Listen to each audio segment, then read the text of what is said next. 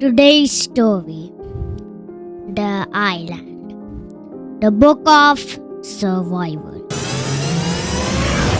Chapter 1. Day 1, 4:45 p.m.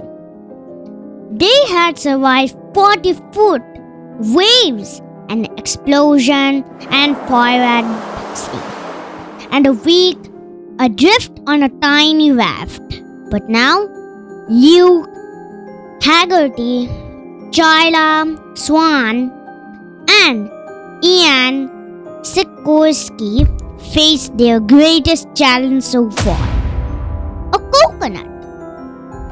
It had fallen off a tall palm, missing Luke's ear by inches, to 3 people who had put nothing but rainwater in their stomachs for 7 long days.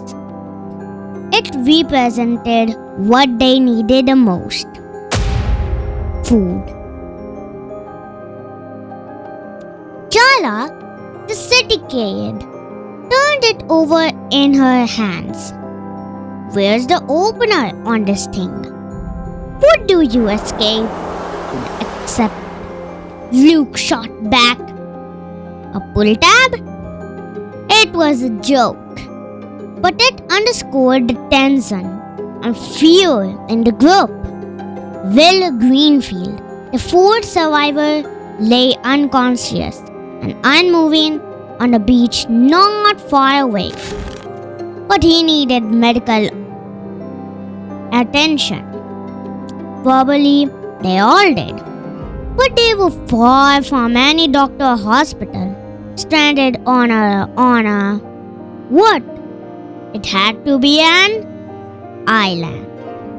But how big an island, and where? It was anybody's guess. Be grateful, Luke reminded himself. You're alive. But he was not grateful. Captain Cascadin wasn't alive.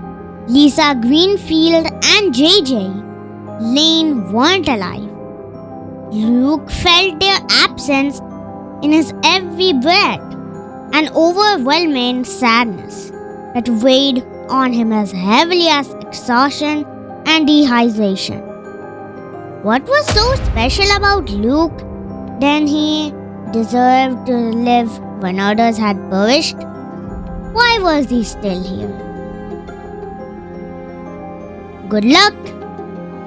Or maybe the luck wasn't so good after all. The hunger felt more powerful than death. Forget hunger pangs. Luke hadn't felt those in days. Instead, there was a grinding hollow emptiness where his stomach should have been. The sensation was so intense that it seemed to go outside the limits of his skin. But it came a nervous, trembling weakness that was only to get worse.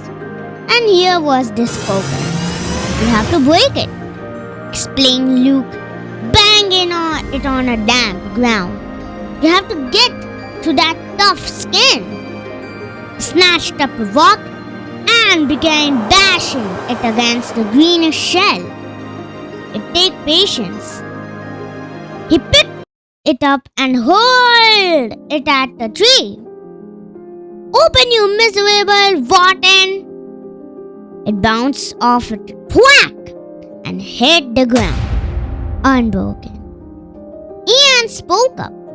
I once saw a documentary about native tribes who could crack coconuts with their bare hands.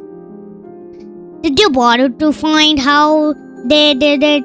Luke asked irritably. Ian shook his head. That was in part 2. They showed it the night I left for this trip.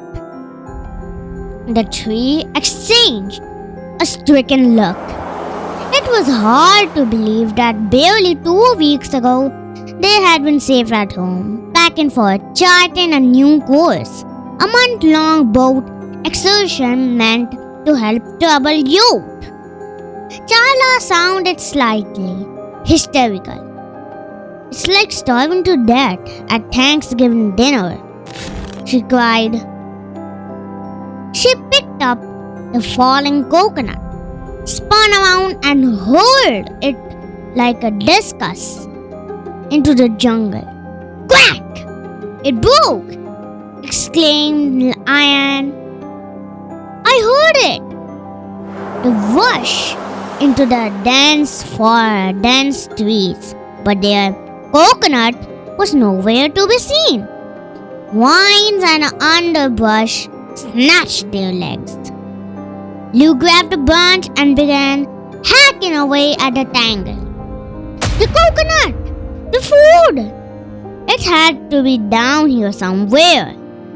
He began to flail wildly like a crazed golfer in knee-deep rough. He roared in anger. It was stupid. He knew waste of valuable energy when there was so little left. But his frustration mixed with his hunger, and he didn't care. Couldn't help himself. Luke! Chala grabbed him from behind. Stop it! It's only a coconut. Guys! Came Ian's excited voice. Over here!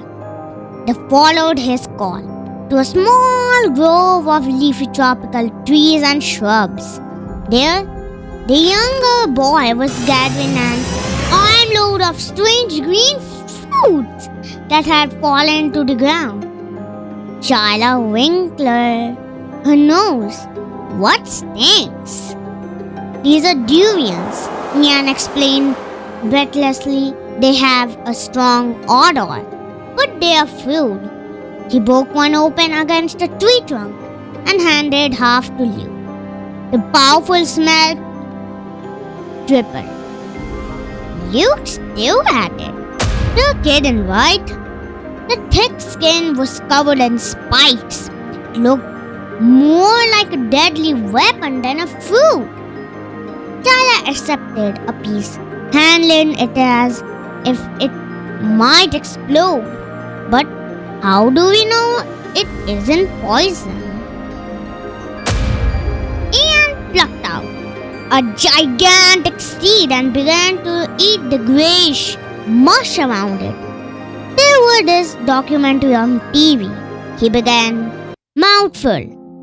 Luke and Chala locked eyes. They had learned from experience that Ian was never wrong about something he'd seen on television.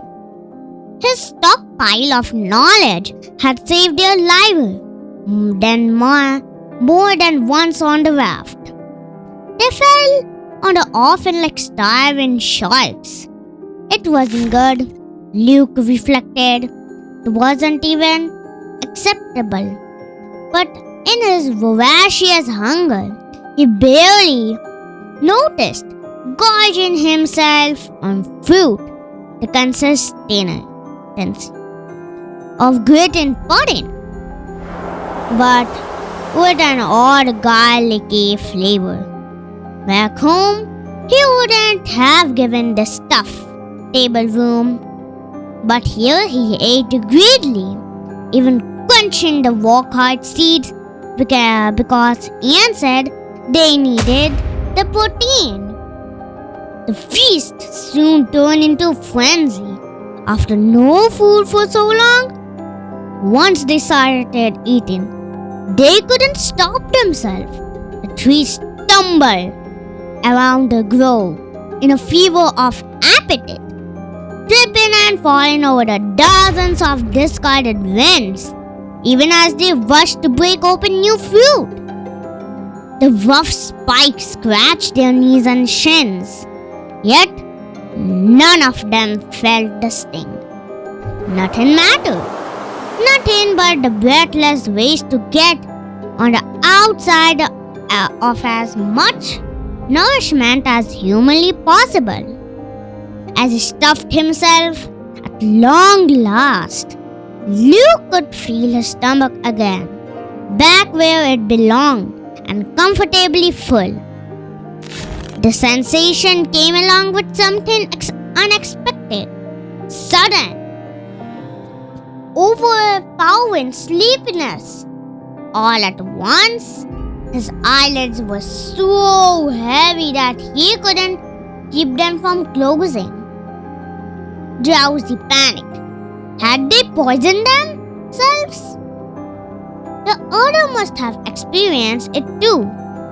Just before he lost consciousness, he heard Chaya say, "God, what did we eat?